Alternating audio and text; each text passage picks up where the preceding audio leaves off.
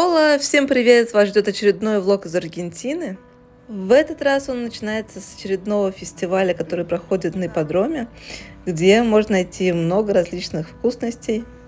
Этот фестиваль не был настолько масштабным, здесь не было такого ажиотажа и количества людей. Но, тем не менее, здесь тоже можно было хорошо провести время, найти что-нибудь интересное и попробовать что-нибудь новое. Ну а также понаблюдать за скачками, сделать ставку и испытать свою удачу. В самом начале мы еще не настолько проголодались, но перекусить хотелось, поэтому наше внимание привлекли очень интересные блинчики. Там были различные начинки, и мы решили попробовать вот такой вот сырный с ветчиной. Нормально, тут много еды будет. Было интересно наблюдать за тем, как девушка все это готовит. Особенно интриговала хрустящая сырная корочка, что растеклась.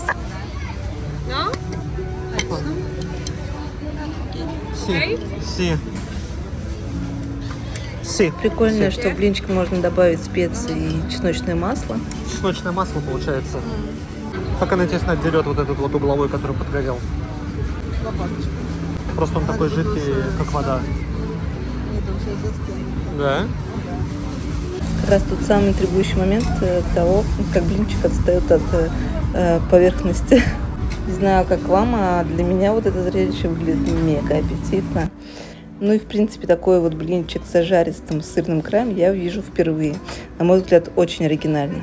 Скажу сразу, если увижу ребят еще раз, обязательно попробую у них еще какой-нибудь блинчик, потому что этот был просто офигенный. Он очень вкусный. Я не ожидала, что будет вкусно настолько. У меня во влогах было еще одно кафе с блинчиками, так вот оно в разы проигрывает этому блину. Он просто обалденный.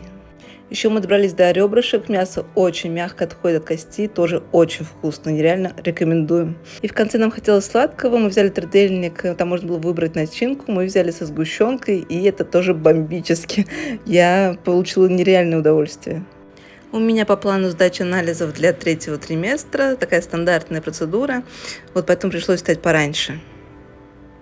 Еще один йогурт, который мы взяли как раз в такой типа веганской лавке, вот, очень вкусный, но мне кажется, больше похож на сметану, вот, поэтому я, скорее всего, буду его потом покупать в качестве сметаны, вот, очень хорошо по вкусу в этом плане.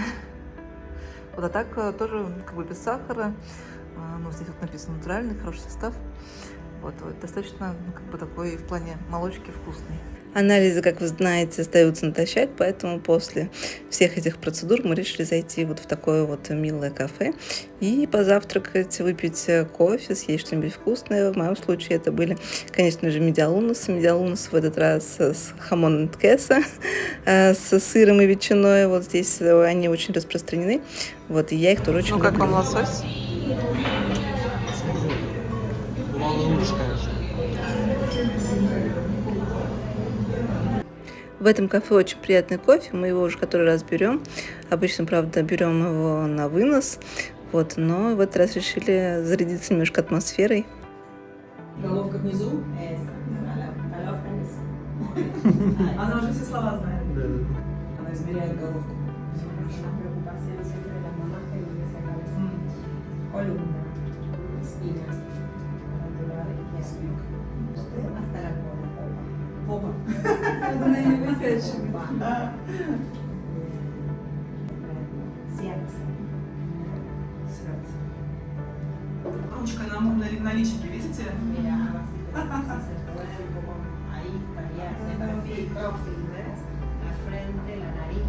Носик, ротик, лобик. И ручка вот так на лице лежит. Врач направлял нас на УЗИ, и мы прилежно слушаемся его рекомендаций. Вот. А после мы решили зайти и съесть пиццу. Пиццу мы обычно любим брать в этом кафе, она здесь очень вкусная. Вот.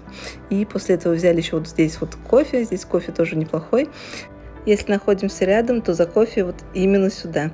Обычно здесь он нас радует. Что мы успели сходить и сделать УЗИ. Завтра у нас врач, на УЗИ все хорошо. Она сейчас 2 килограмма 800 грамм. Я не знаю, слышно, правда, меня видит. Вот. Пьем кофеек, взяли еще помеладу и ждем очень вкусную пиццу.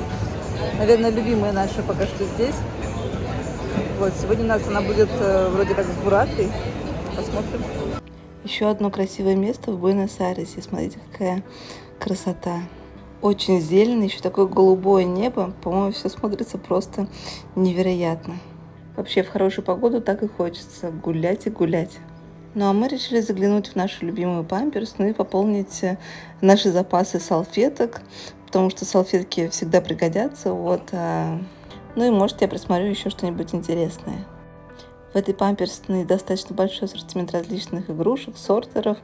Такие вот есть мягкие кубики, которые тоже можно подвешивать, различные деревянные игрушки, тоже на развитие. В общем, мне кажется, что в ней хоть и небольшой, но просто прекрасный ассортимент. Когда малышка подрастет, точно буду сюда заглядывать гораздо чаще, мне кажется. Ну и также здесь есть различная посуда для прикорма и соски. Ну а я давно хотела заглянуть вот в эту мороженое. Тут всегда большая очередь из людей, хотелось понять, что же их так привлекает. Сейчас я уже точно не вспомню, какие вкусы мы взяли, но было правда очень вкусно. Даже, пожалуй, из всех мест, где мы пробовали мороженое, это было, наверное, самое-самое. Но ужасно обидно, что здесь всегда столько людей.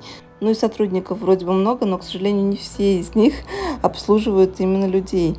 Поэтому, конечно, в следующий раз ты задумаешься, хочешь ли ты так долго ждать. Стоит ли это вообще того? Но мороженое, правда, вкусняха.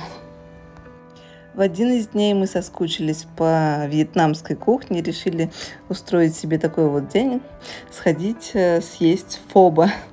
Естественно, куда-то совсем далеко идти мы не намеревались, поэтому смотрели какие-то заведения, что были поблизости.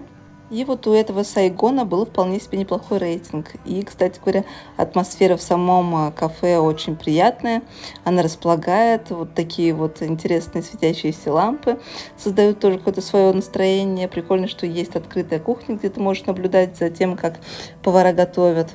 Мы взяли вот такие лимонады, они отлично удаляли жажду, очень приятные. Заказали еще спринг-роллы с креветкой и были в ожидании супов. Спринг-ролл был хрустящий, вкусный, не вау, но вполне себе очень достойный. Фоба я ела давненько, поэтому это было такое томительное ожидание. По итогу не могу сказать, что я бы рекомендовала это место в плане поедания фоба. По крайней мере, если вы фанат фоба, либо если вы очень много ели его в Вьетнаме, то должны, я думаю, понимать, в чем разница. Мне бы, конечно, хотелось увидеть здесь более насыщенный бульон. И мясо, хоть и вкусное, свежее, но все-таки мне нравится, когда оно в оригинале нарезано именно такими тонкими слайсами. Это добавляет какую-то, наверное, изюминку блюду. Именно как такая отличительная черта оригинального фоба. Ну и плюс есть его так было бы удобнее.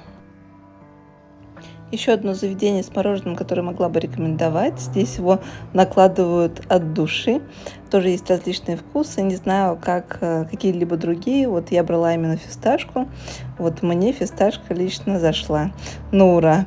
Я бы, конечно, в следующий раз брала бы порцию поменьше, потому что вот именно такой мне много. Очень люблю погулять по городу.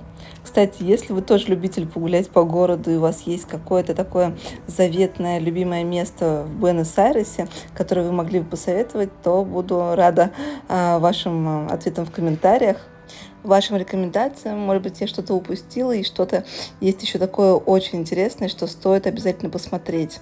Вот буду очень рада. Еще одно кафе, в котором нам нравится брать кофе. И здесь есть еще интересные позиции в плане десертов, в плане еды.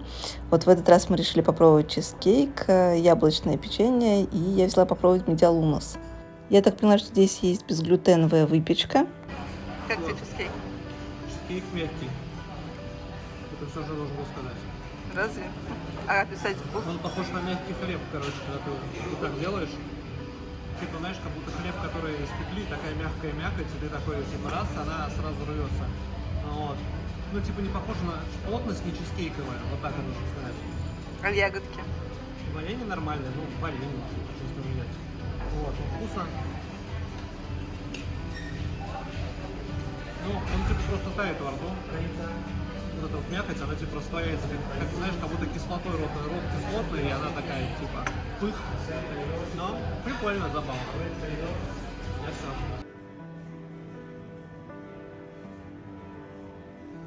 Но лично мне больше всего нравится замедляться в парках. Это действительно тебя как-то наполняет, переключает от вечной суеты, освобождает голову, и даже если внутри были какие-то переживания, все проходит В общем, в Буэнос-Айресе как нигде я полюбила вот такие вот неспешные прогулки, неспешные такие посиделки.